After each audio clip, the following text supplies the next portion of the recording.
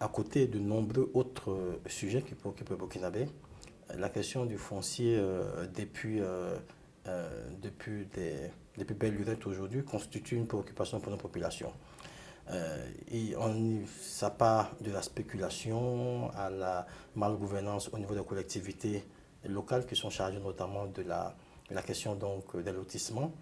Donc oui, c'est une préoccupation qui concerne tous les Burkinabés parce que ça concerne les Burkinabés qui sont même au plus bas niveau de l'échelle. C'est-à-dire que ce Burkinabé qui arrive à s'acheter un non loti à 50 000 francs CFA et qui se retrouve au final, alors qu'il pouvait espérer avoir un terrain à lui pour essayer de construire quelque chose, bâtir quelque chose pour sa famille, ce Burkinabé se retrouve à la fin dépouillé de ce dont il a droit. Donc c'est vraiment tout le monde qui est touché par cette question-là. Et c'est une question qui dans notre programme occupe une place importante parce qu'il faut lui trouver des solutions. Il faut trouver des solutions pour faire en sorte que ces conflits fonciers ne deviennent pas un véritable facteur d'embrasement au niveau donc, social. Parce que les pays sont nombreux à côté de nous où aujourd'hui la question du foncier constitue une véritable pomme de discorde entre les populations. Au niveau donc du foncier rural, ce qu'il faut faire d'abord, il faut que l'État lui-même arrive à jouer un rôle important. Vous savez, aujourd'hui, vous avez des conflits qui sont liés notamment aux mésententes entre agriculteurs et éleveurs, liés au fait justement que justement, ces populations-là on n'arrive pas à mettre en place les mécanismes nécessaires pour que chacune des parties puisse finalement se retrouver au niveau donc de cet aspect foncier des choses. Ça veut dire qu'aujourd'hui, ce que nous allons mettre en avant surtout, c'est le mécanisme alternatif de règlement des conflits. Parce que nous avons compris que de plus en plus, ces conflits-là, réglés d'un point de vue de la justice traditionnelle, ne répondent pas vraiment aux aspirations des populations. Donc il faudra que de plus en plus nous passions par des formes alternatives, notamment des négociations, en mettant en place des cellules villageoises de gestion de ce type de conflit-là. Mais avant d'en arriver aux conflits eux-mêmes, ce qu'il faudrait que nous puissions faire, c'est d'arriver à informatiser un peu le cadastre. C'est important. Il faut que nous arrivions à informatiser le cadastre. Il faut que nous arrivions également à délivrer des propriétés foncières pour que les populations puissent jouir finalement en toute légalité de leurs biens. C'est pour cela que la question de l'informatisation du cadastre devrait nous permettre de pouvoir maintenir chacun dans son bon droit et d'éviter justement qu'il y ait ceux qui veulent accaparer l'ensemble donc des terres au détriment des autres. Mais il y a également la question de l'agro-business aujourd'hui qui est une orientation que notre pays a prise, mais qui a également pour revers d'accaparer la plupart des terres au détriment des populations autochtones ou de l'agriculture villageoise. À ce niveau, deux choses pour nous sont importantes. Déjà, il faut savoir qu'au Burkina Faso, le potentiel de terres arables est loin d'avoir été achevé. Vous avez notamment aujourd'hui au Burkina Faso près de 185 000 hectares de terres qui sont irrigables, qui restent à irriguer.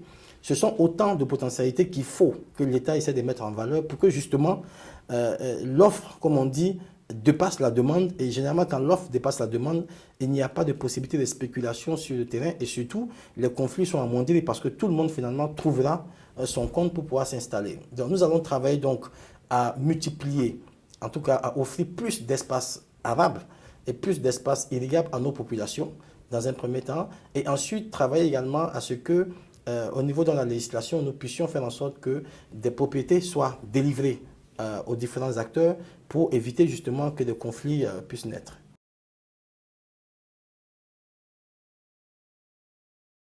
C'est normal que ces choses aient échoué et en même temps, c'est normal que les populations qui, bien entendu, ont vu dans ces initiatives un gros espoir parce que quand on vous explique qu'on va venir installer un agro-businessman dans votre zone, ça veut dire qu'il y a une grosse productivité. Et forcément, quand il y a une grosse productivité, ça veut dire que selon la loi de l'offre et la demande, vous allez avoir une offre qui va dépasser la demande, donc forcément des coûts qui vont baisser.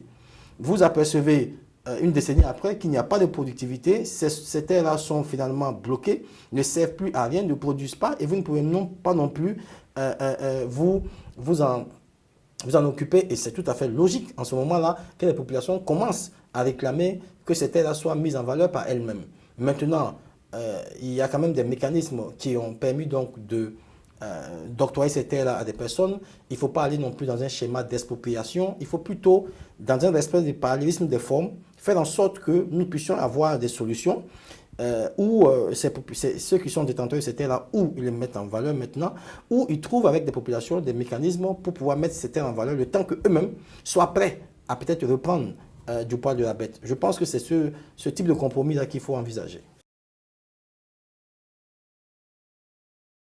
Enrichissement illicite, détournement de parcelles, affliction de population, c'est autant de commentaires tristes, à la fois tristes et négatifs, que ça nous inspire.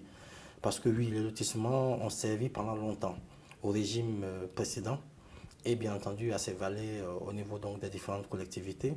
Le lotissement a été à la fois un instrument politique parce qu'on a obligé des gens à voter. L'ex-parti au pouvoir, sous la contrainte, en tout cas sous la condition de l'octroi de parcelles dans ce pays-là. On a dans ce pays-là des gens qui se sont enrichis, des gens qui ont des centaines, des milliers de parcelles, pendant que les populations qui sont en droit d'espérer juste une portion de terre pour pouvoir se loger sont, elles, plutôt confrontées à des problèmes, à des difficultés de logement.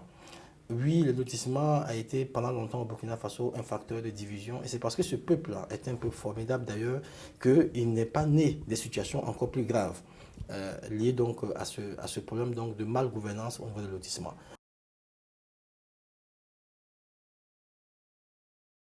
Dans notre programme, pour nous, cette question doit être résolvée, notamment en luttant contre tous ceux qui font la spéculation sur le terrain et en plafonnant également le coût des terrains et en faisant en sorte qu'il y ait une informatisation du cadastre pour éviter que des personnes cumulent à elles seules plusieurs parcelles et surtout également établir une justice au niveau donc de la redistribution des différentes parcelles. C'est pour cela que tous les lotissements aujourd'hui qui sont bloqués du fait de la malgouvernance du régime précédent, il faudra trouver des solutions. En collaboration avec les acteurs locaux, discuter, trouver des solutions pour permettre à tous ces gens qui sont en droit d'avoir un logement de se loger et résorber ces problèmes qui sont des problèmes conjoncturels, mais surtout mettre en place des solutions structurelles pour éviter que ce genre de situation arrive au Burkina Faso et qu'une partie de la population, aucun parti politique puisse accaparer les terres du Burkina Faso et en faire finalement un instrument de chantage politique.